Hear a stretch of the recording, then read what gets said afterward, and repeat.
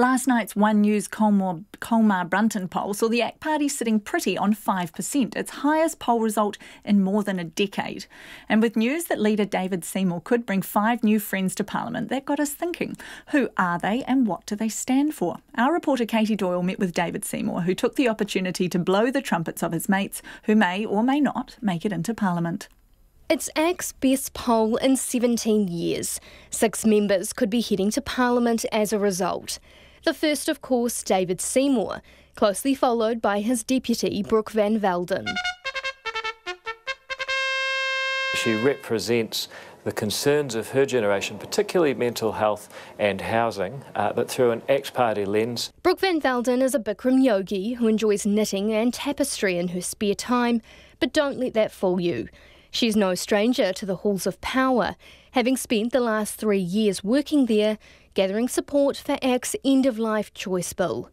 If elected, Ms Van Velden will focus on reducing generational debt, more affordable homes and better mental health for all. The government's spending $2 billion each year on mental health services, and yet people are still not happy with that provision. And I want to get away from this idea of just throwing more money at it and it will solve the problem, because it obviously hasn't worked.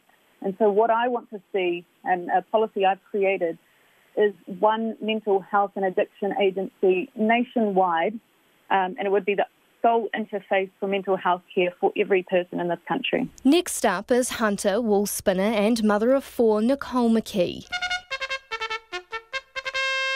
David Seymour thinks most of us know her already. She's been best known for her advocacy in the fair firearm law space. Ms McKee was a strong critic of the government's new gun law, passed following the mosque attacks on March 15. It's why she decided to throw her hat in the political ring. But it's not the only issue she's passionate about. Game animal management has become an issue over the last 3 years, more so over the last few months, and we need to address that from inside the House as well. David Seymour's third friend and number 4 on the party list is teacher Chris Bailey. Chris was for 15 years a police officer in youth aid. He's been a secondary school teacher for special needs kids, and he's a small business owner. Chris Bailey is a proponent of personal responsibility and wants to see more support for small businesses following COVID-19. Mr Bailey is a big fan of the country's jazz scene and is a bit of a musician himself. I play the trumpet in a couple of jazz bands, have done for quite a while now. Not particularly good, but I really enjoy it. And also I played rugby for over 30 years, and I still enjoy following my local team and whenever I can. For anyone wondering, he supports the Crusaders.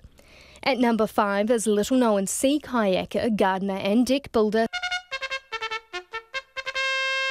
Simon Court. As an environmental engineer, he's come to the conclusion it is innovation, not more regulation, that we require to solve our environmental problems. A man with a green thumb, Mr Court believes in reducing waste to landfill and wants to see the Resource Management Act replaced. He's also the father of 3 high school-age boys, the youngest with Down syndrome. I really want to make sure there's a better world for him when he comes out from school and training, a world that's more accepting of people and their disabilities.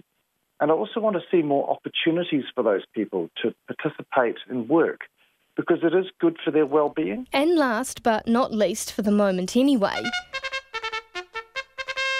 James McDowell is a small business owner, a PhD in marketing, someone who works for the Wise Group, a charity where he works on mental health. He's a self-proclaimed classic liberal who enjoys photography, travel and spending time with his 2-year-old daughter.